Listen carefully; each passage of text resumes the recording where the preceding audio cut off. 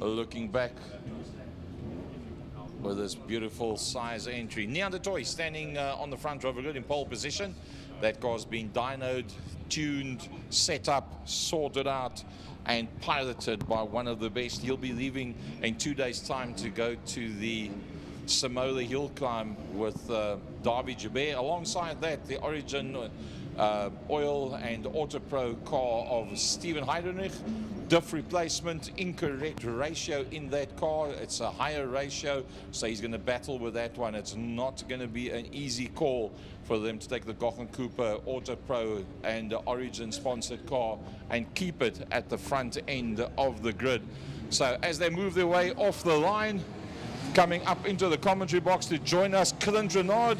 Clint, the latest information, the inside line of what is happening in Clubman's Racing at the moment, sponsored by Thermo. Yeah, well, we just like to thank Thermo for their contribution towards Clubman's for this year. They are a very healthy partnership with us, so we'd like to thank them for that. We got Nian, who's going to make a sandwich on the back straight, obviously, because that car's so overpowered. He's going to have a big problem there with Steven. Even though Steven's gearbox, Steven's diff is not ideal. Yeah, it's the wrong ratio that's in there, and they've had to amend the carriers as well, so they're hoping it's going to be able to handle the power. There's a lot of power going through there, so that'll be a test, yes. I don't know if Gary Manwaring made it out there. He was having a problem with his gearbox, so hopefully he gets to go there. John De Silva's another one that, as the cars are going out, he pulled into pre-race paddock, so I don't know what he was doing. He was also battling. Paul Minnick's out. He decided to take his car to the dyno just now, and then the motor's gone. So I think he won in the dyno though. Yeah, so dyno won, Paul Minnick none. Once again, 3 race meetings in a row, Paul Minnick has gone back to his workshop to sort something out, and he doesn't feature. Never come back again. So nice size field that's out there, a bit of topsy-turvy in general in the run-up towards the season. Looks like you've ironed out 90% of the problems, looking good for the balance of 2024. Yes, we had only 20 entries on the first race meeting. We're up to 32. Our goal next race meeting is to make 40. So that is the committee, along with all the members, all the competitors, we're striving to get to 40 on the grid for the next race meeting. Fantastic. And as we said, Thermo is the sponsor of the class, and hopefully for next season as well. They look fully committed all of the time, so it's a pleasure having them by our side. There we go. So the info and the inside line from Clint Renard, Frankie, and the voice West from his motorsport, Mike's side.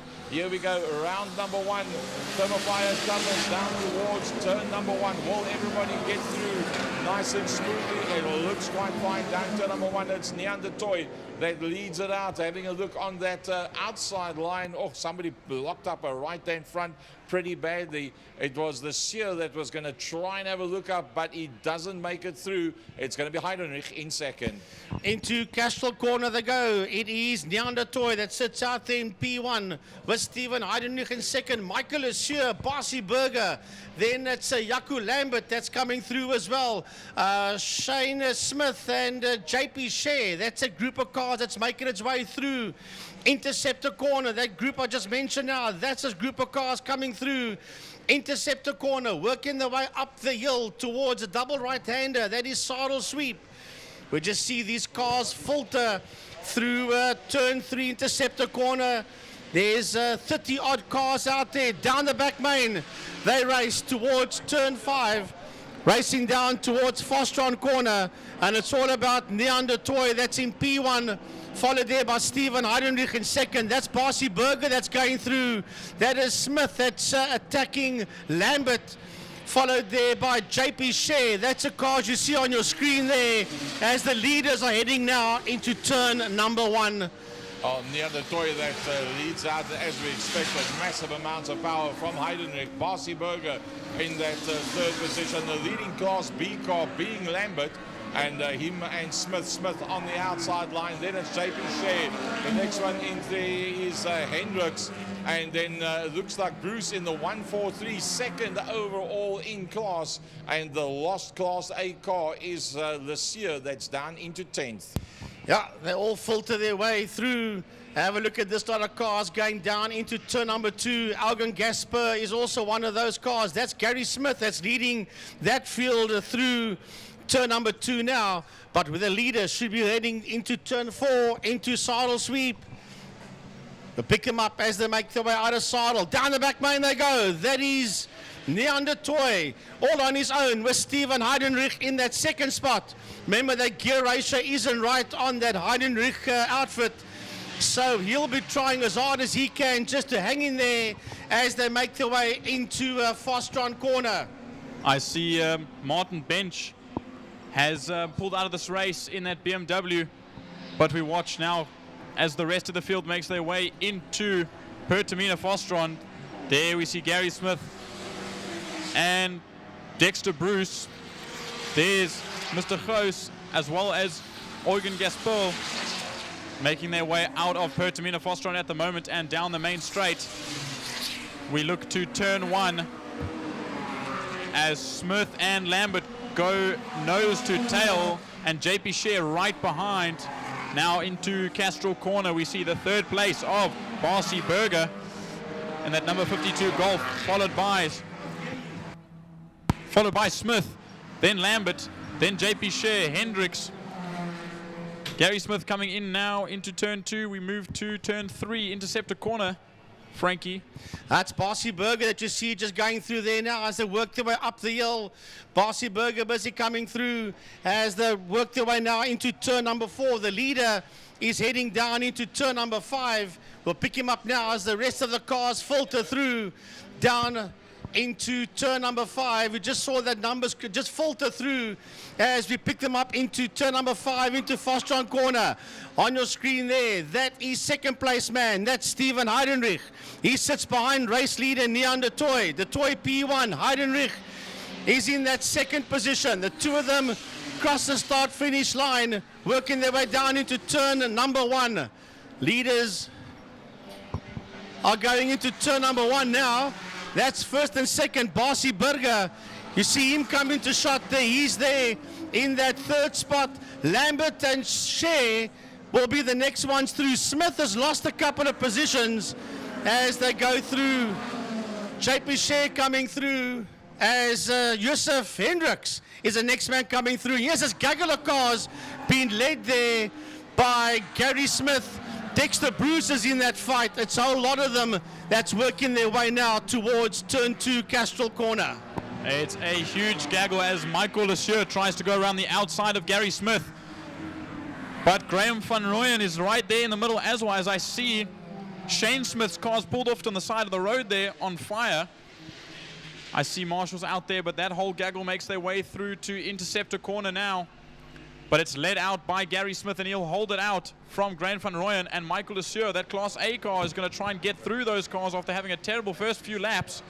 We've still got 5.5 laps to go. Ducking and diving between this group as they make their way down onto the back straight. Eugen Gaspel in that Silver Dream Racer trying to get his way through as well, Frankie. Yeah, that is Smith, that's Van Rooyen, Dexter Bruce, Michael Lassier, and Algan Gasper. That's a group of cars you're seeing in your screen there. That's diving down into turn 5, into Fostron corner. Oh, look at Dexter Bruce. He's right on the case there of Graham van Rooyen. Behind him is Algan Gasper. As we watch into turn number 1, camera's busy playing her games with us here. That is Shea that's coming through. Behind him is Yusuf Hendricks. Michael Lassier is right in that fight as well. And that's Dex. That's Dex locking up there just ahead of Gasper. Will Algan get around him on the outside? Algan Gasper steps out of shape, steps out of line as they make their way up the Jabir Straight towards turn 2 Castrol. And Dexter Bruce pulls off Frankie. Maybe some sort of issue there. Maybe he dropped something, and that's what caused. Well, we saw him very slow into turn 1, and yes. we saw Eugen Gaspel also have a bit of a moment there. But we look to turn 5 to spot the leader, Neander Toy, in that boxy BMW, making his way through now. It doesn't look as slow on screen, but if you're here in person, look at him sliding it around. The loads of power in that turbo BMW, followed by Steven Heidenreich. Both very well experienced as De Toy crosses the line now with a 121 or 22.139, followed by Heidenreich crossing the line as they make their way into turn 1. But we watch Graham van Rooyen. No, sorry, I lie. That's Bossy Burger in that red Golf, followed there by Lambert in 4th place. Then Yusuf Hendricks made his way past JP Share as they cross the line for Class B. Yeah, heading now into turn number 1. There is Lambert coming through. There is Hendricks, Yusuf Hendricks, and right behind him is JP Share. The two BMWs working their way out of turn number 1. But oh, here's a car that's flying down. That's Gous. He came flat box past a lot of people. My, oh my. That is Steven Gous that you see there, and he's now got Augen Gasper there on his inside. I think that frightened the living daylights there out of Steven Gous. Yeah, that was a bit of a terrifying one, I'm sure.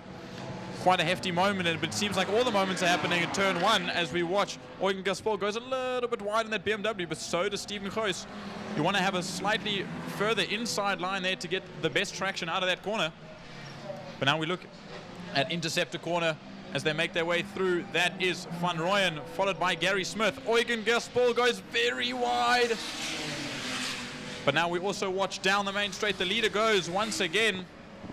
There he comes, Nyan de Toy. Brilliant, 3.5 seconds almost between him and Steven Heidenreich. Bossy Burger a little bit further behind, only crossing the line right now. Here comes Lambert though, not that far behind him.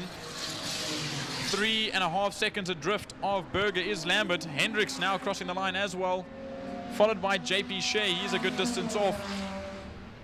Nathan Victor is busy working his way up. He sits in P7. That's him coming onto a shot now at home. Nathan Victor, that is the car that Zach Grunewald raced at the last event.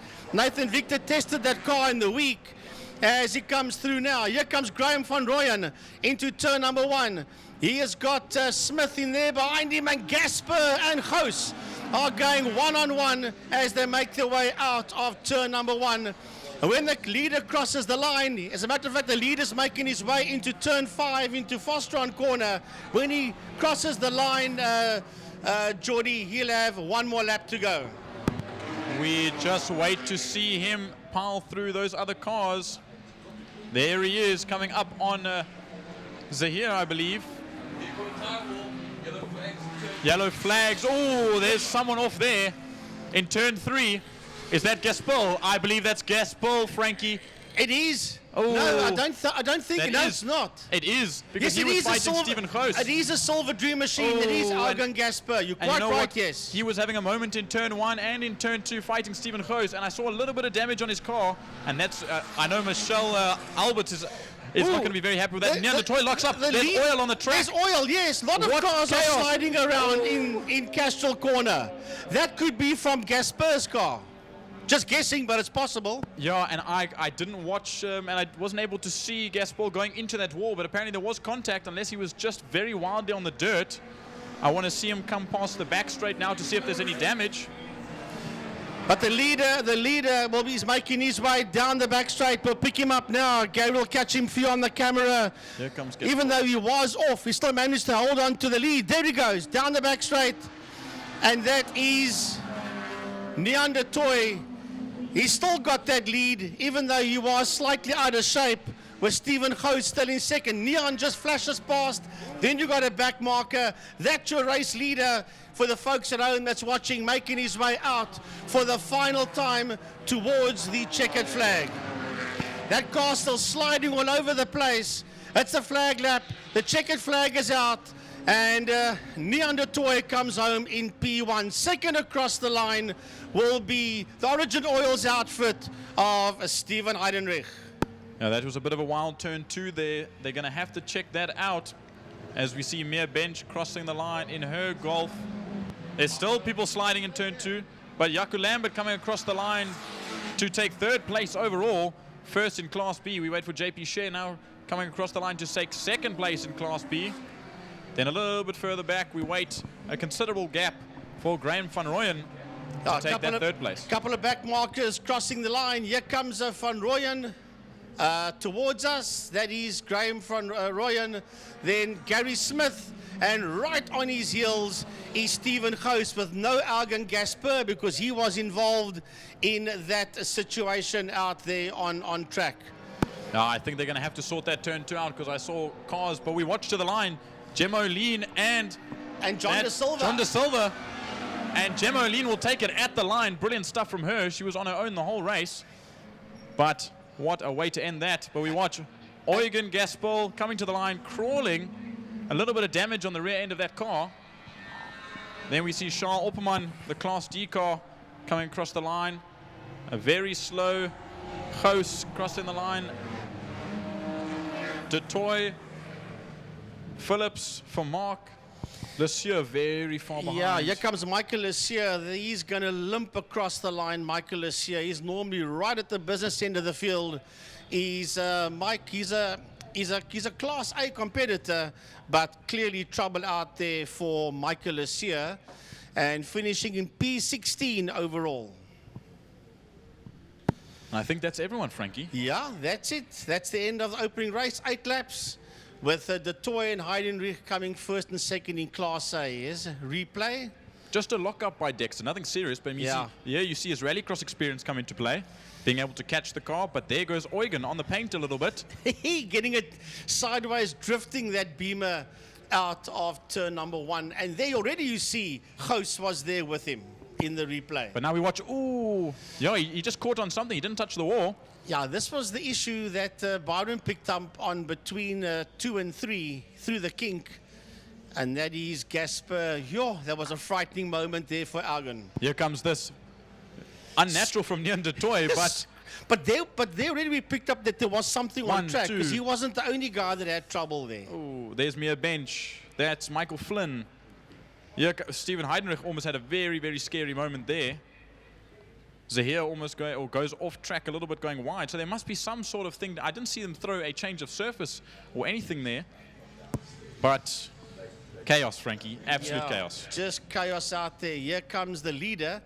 And he must have had his heart in his throat there, Nian de Toy. So that's just a replay of what we saw.